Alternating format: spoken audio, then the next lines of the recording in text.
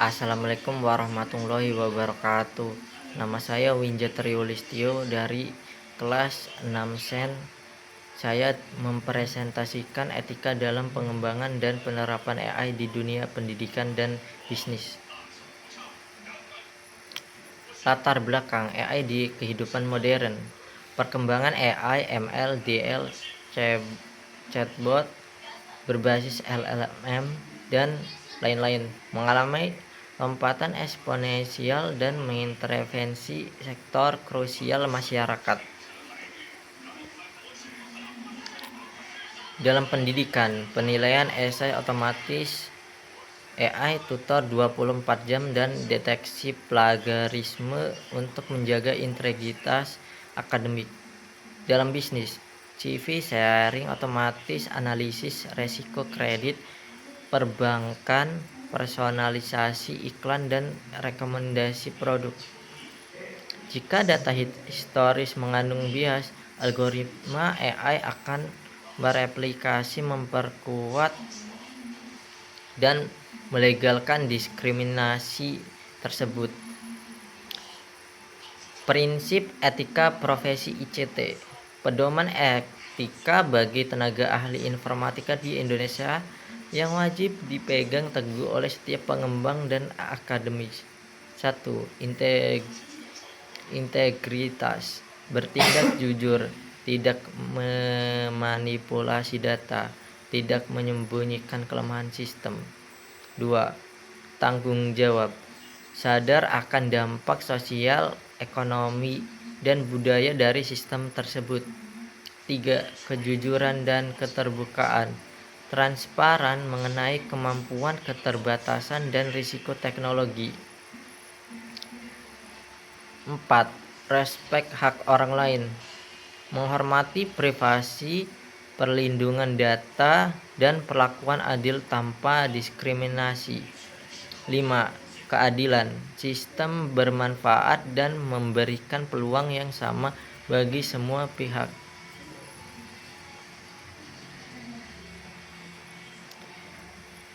Dalam regulasi hukum UU PDP dan UU ITE, etika saja tidak cukup.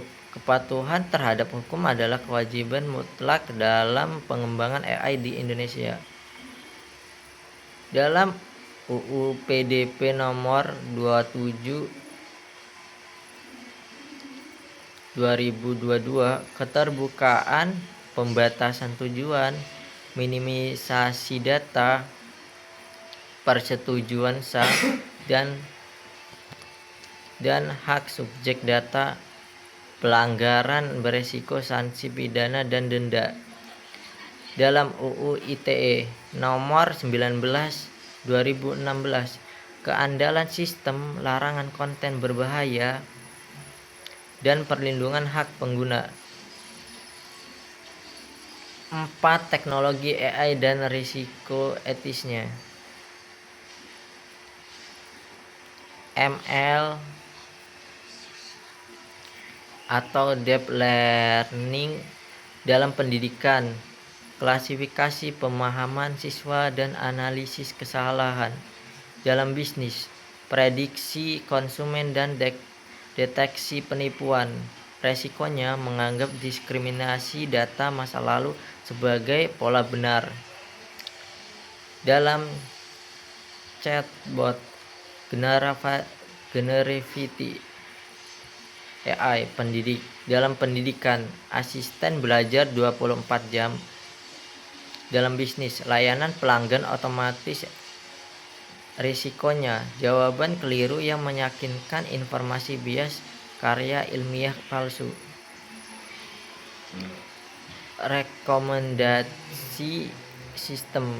Dalam pendidikan, rekomendasi materi dan kursus. Dalam bisnis, rekomendasi produk dan konten.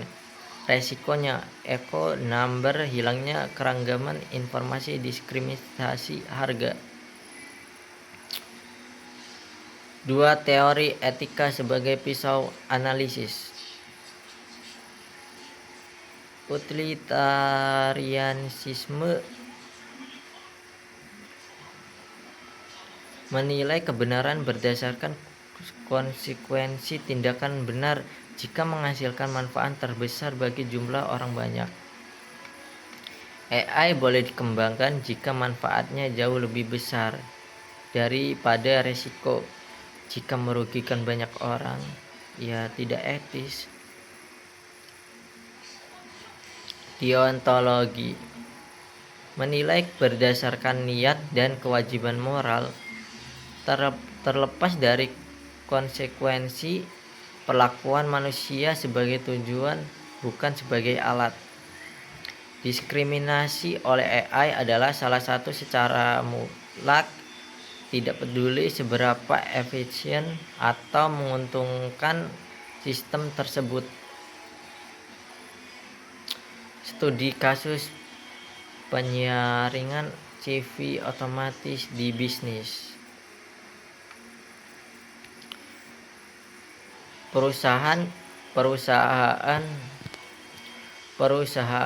kehilangan talenta terbaik terjadi ketika ketidakadilan massal. Manfaat efisiensi kalah dari kerugian diskriminasi.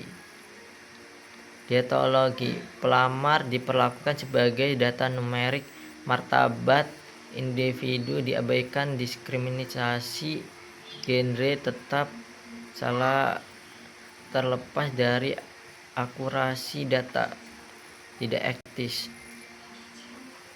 Studi kasus penilaian esai otomatis di pendidikan. AI menilai ribuan esai berdasarkan pola kata, struktur, dan panjang tulisan.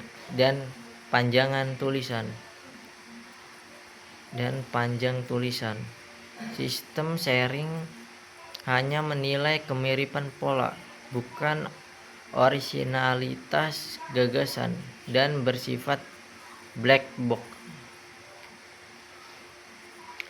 Dampak pelanggaran etika AI. Kelalaian menerapkan etika AI berakibat fatal bagi seluruh pemangku kepentingan dalam individu. Kehilangan hak dan kesempatan, tekanan psikologis, pelanggaran privasi, hilangnya kepercayaan pada institusi pengembang, kehilangan kredibilitas profesi, konflik moral batin, potensi tanggung jawab pidana atas kelalaian sistem, institusi, resiko hukum dan finansial, gugatan sanksi UU ITE atau PDP, kerusakan reputasi, kehilangan talenta unggul dalam masyarakat, ketidakadilan sistemik terlegalkan, kesenjangan sosial melebar, ketakutan terhadap teknologi. Kesimpulannya, kemajuan teknologi harus diimbangi dengan kemajuan moral dan tata kelola yang baik. AI harus tetap menjadi alat bermanfaat bagi manusia, bukan alat yang monopolisasi atau merugikan kebanyakan orang dan merugikan diri sendiri dalam ini. Terima kasih sudah mendengarkan presentasi dari saya. Assalamualaikum warahmatullahi wabarakatuh.